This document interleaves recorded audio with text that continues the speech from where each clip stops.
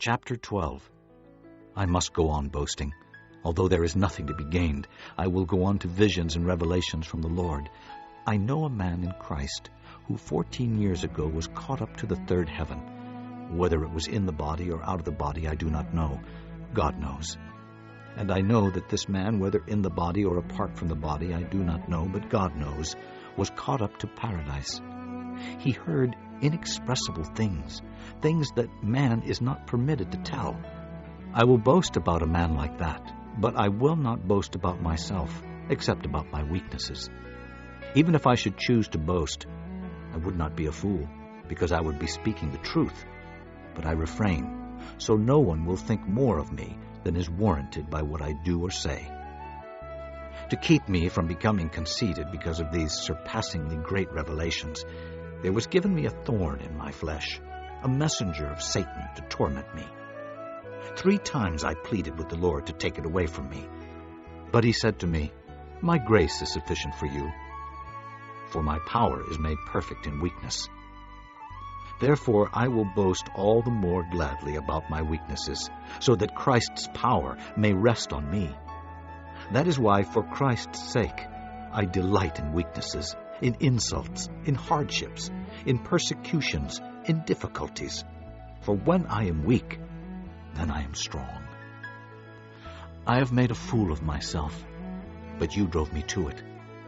I ought to have been commended by you, for I am not in the least inferior to the super-apostles, even though I am nothing. The things that mark an apostle, signs, wonders, and miracles, were done among you with great perseverance. How were you inferior to the other churches, except that I was never a burden to you? Forgive me this wrong. Now I am ready to visit you for the 3rd time, and I will not be a burden to you, because what I want is not your possessions, but you. After all, children should not have to save up for their parents, but parents for their children.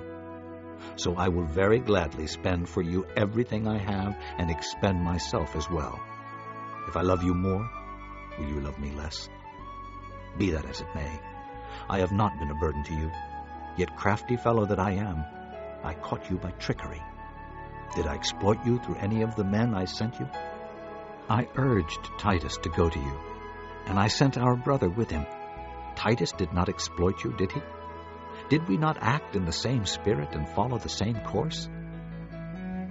Have you been thinking all along that we have been defending ourselves to you?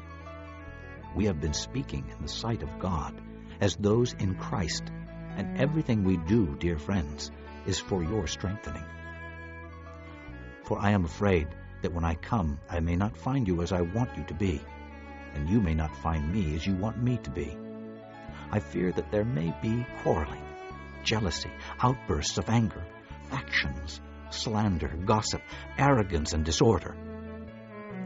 I am afraid that when I come again, my God will humble me before you, and I will be grieved over many who have sinned earlier and have not repented of the impurity, sexual sin, and debauchery in which they have indulged.